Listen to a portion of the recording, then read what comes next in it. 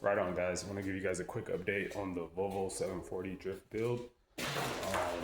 Right now, I have the old automatic transmission pulled out, the old flex plate, torque converter, transmission cooler, old transmission mount. I now have everything out, and I just installed the pilot bearing and the Yoshifab flywheel. So I'm just gonna show you that real quick. Under here, we got the new flywheel installed. We put Loctite thread locker on all of the bolts and torqued it down. So yeah, pretty stoked to finally see manual parts on this car now. Earlier, was that yesterday? I got the whole manual pedal assembly installed. So now we have our 3 pedals hanging, and also have the master cylinder bolted up through the firewall. So now that's installed. So I'll show you that real quick. Just there. I don't know if you can see. The lighting's not the greatest, but it's right down in there. So yeah. From factory, I actually had an extra reservoir with the master cylinder I got from the manual swap kit, with the pedals and everything.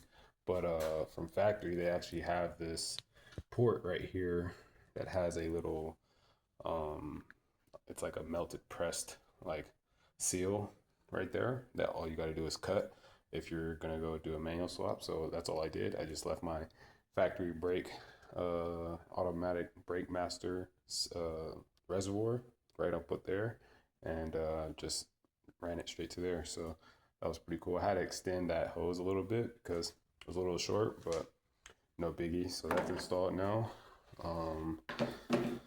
What else? I installed the oil catch can, so that's there. That's in there now. Intercooler piping. I think I've showed you guys this already, but got the new radiator, intercooler piping, and downpipe, and some exhaust work that still got to do. We're gonna add a 3-inch flex pipe to the downpipe and a resonator because this thing was like screaming loud. So I'm gonna quiet that down a little bit. But yeah, I just wanted to show you guys what I got going on real quick. We have the bell housing finally bolted on. All the bolts have been Loctited and thread locked, torque to spec. So that's all good. I have the GK Tech shifter mounted on the back. I don't know if I have footage of the install on that because my phone broke, but I'm gonna try to get that back. But yeah, basically it was pretty simple. We just unbolt the old factory linkage and pretty much bolt that in there. So that was pretty cool. Have from IPD a new clutch slave, which the old clutch slave I think still works, but I just wanted to not have any issues and just grab the new one just in case. So only issue with that is I can't get that line off, so I'm gonna have to get a new line too if I want to install this. So probably gonna order a new line and then just get this installed, and have that for a backup or whatever, if any case I need one at the track or something. So yeah, that's what I got right there. The exhaust, and then I'm about to right now install this pressure plate and flywheel clutch. Sorry, excuse me. The clutch and pressure plate.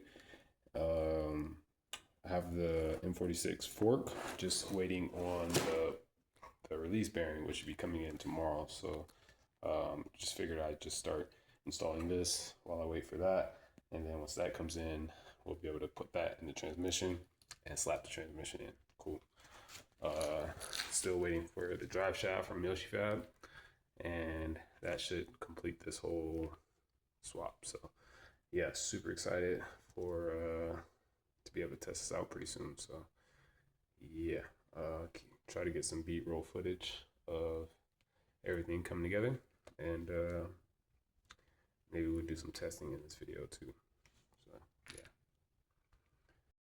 All right, so we're picking up where we left off yesterday, and that's basically because we were missing a few things, which we ended up getting today. That's in this little box right here, actually. Shout out to Professional Parts Sweden.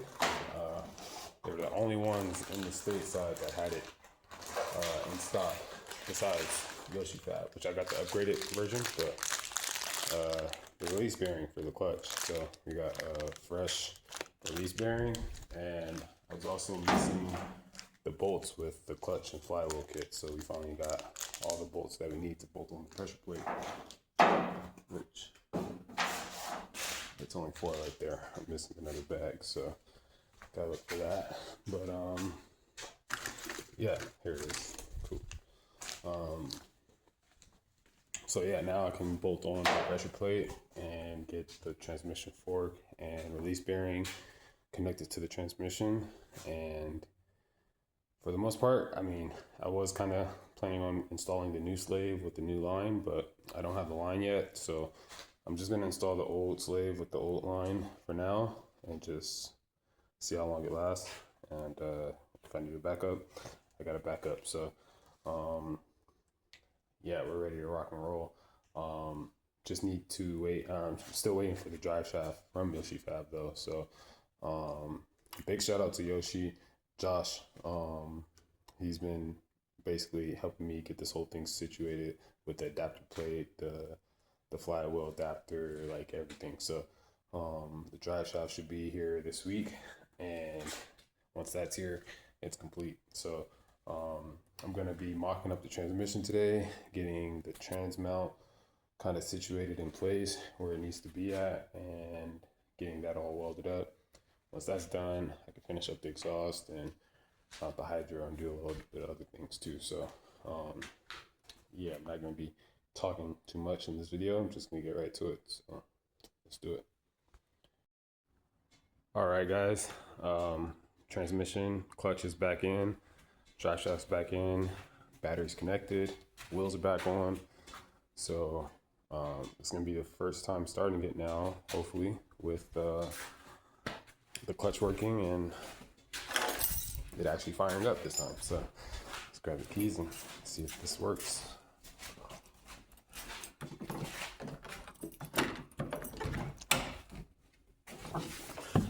The wiring is still a mess right now, but we'll get there when we get there.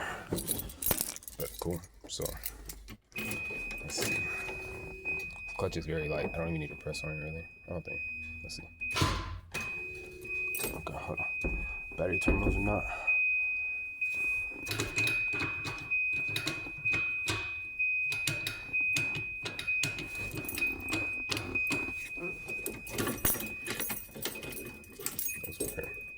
Let's try this again.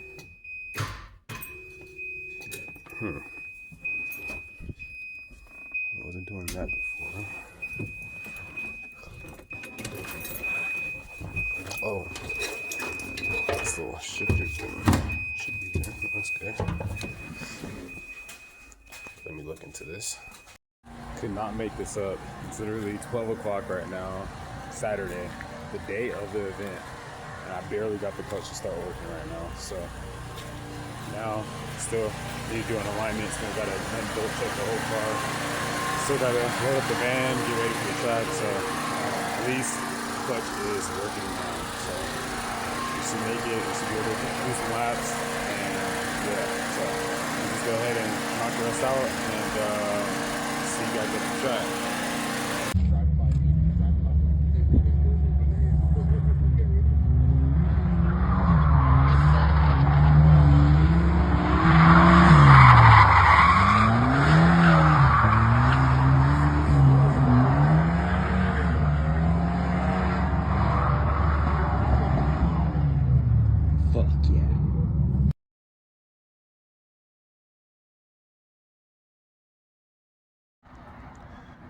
Car's all loaded up with fuel, tires, tools, jacks, and we're ready to hit Apple Valley Speedway. We're on the road, about to get there and test this thing out for the second time. Sorry about this video is kind of all over the place. I wasn't really able to film much at the Hustlers Express event last week, so figured I try to make some clips this time while I'm at Apple Valley and kind of just go through the whole car and show you guys what we got. So yeah, I'm about to hit back on the road and get this day started. Should be fun.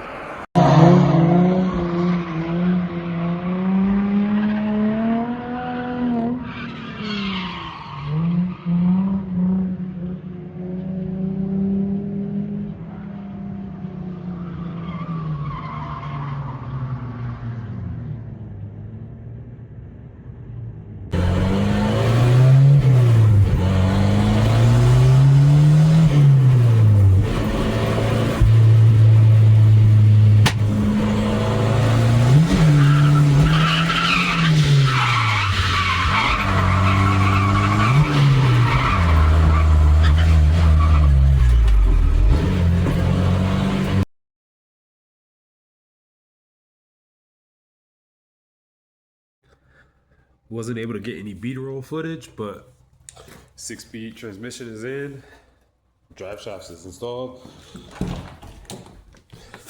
clutch is bled, hydro's installed, hydro's bled. Yeah, all good now. We ended up picking up some Momo seats and a Momo steering wheel. Yeah, so 6-speed swap is finally done. We have everything buttoned up in the engine bay now. So intercooler's done, radiators mounted, catch cans mounted, exhaust O2 bung is welded. Yeah, we're all done up here now. I don't know if I showed you guys, but we made like a lower tubular structure for the radiator to be mounted to. So that just bolts into the frame rails right there. 2 taps coming off, holding up the radiator. Pretty nice and clean. And it also holds up the intercooler too. So that's all done. I'll try to throw a few clips in here. I have already tested the 6-speed transmission. Sorry for not really keeping the videos in a good timeline. I was having some clutch issues the day before the event where it wouldn't disengage. So I ended up having to pull the transmission a couple times and ended up pulling the clutch back off a couple times and had to do a little bit of grinding on the splines to make this work. So now that that's in there, it's working. I'm gonna actually order a new clutch and have that come in and pull that one out and throw in a new clutch. So it'd be a little bit more aggressive. Right now I have like the OEM style clutch, the 100. So I'll be upgrading to the, I think P300 or something, which is a 6-puck clutch. So it should grip a little bit harder. Yeah, so right now today, what we're doing, I'm just completing the install of the new lower control arms and I guess caster arm that you want to, whatever you want to call it. I just had to run to Home Depot real quick to get some bolts to go through this bracket. So now that we have those bolts and washers and nuts, I can go ahead and completely install this angle kit. We're going to be doing alignment today and getting everything set where it needs to be at, and then hopefully we should be able to test it right after that. So that's the plan for today. I'm gonna get stuck in and get this going, and then maybe we can have another clip in this video. No, I'm in this video here, and then next video we'll be testing this car out on the track, so you guys will be able to see how the new ankle kit, control arm, and everything works versus the first time I went to go drift it. So the reason why I ended up making new control arms too to begin with is because I bent one of the control arms and it bent right where I extended it. right here. So this one isn't bent, but surprisingly the welds didn't break. Just the flat bar right here kind of twisted a little bit. So when I was at the track, I noticed my toe was like completely out, and so I had to like cut my tie rod really short just to get like the toe back where it's supposed to be at. And as you can see, this tie rod is like an inch shorter than what I had already cut, and this one's cut too. So really short just to get the toe straight, which is not ideal. So what I did now was have these new control arms that are an inch and a half longer than previously. So if I extended it an inch and a half on those, now it's 3 inches longer on these, which allows me to run these forward focus tie rods without cutting them at all, which is pretty neat. I like that. So there are some subframe reinforcement plates that I'll be tacking in and welding right where the control arm bolts up to the subframes. On both of them, we have some plates right there that I'm going to weld in there. And also had to change this bolt hole size from factory. This is a 9/16 bolt, and I wasn't able to find misalignment spacers to go with the 5/8 time with a 9/16 bolt hole diameter. So what we did was we converted this bolt hole to a 1/2 inch by 13 MPT, or not MPT, but just 1/2 inch by 13. And we got the 1/2 inch washers on the outside of the subframe, which will be welded to the subframe, which will close the bolt hole size to 1/2 inch. So now both control arm bolts are 1/2 inch by 13. So that all works smoothly now.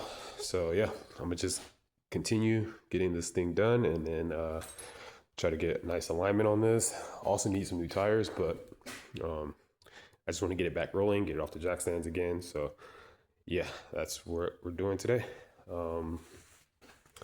I'll pick back up once I have everything installed and back on the ground, and we'll probably change the ride heights again.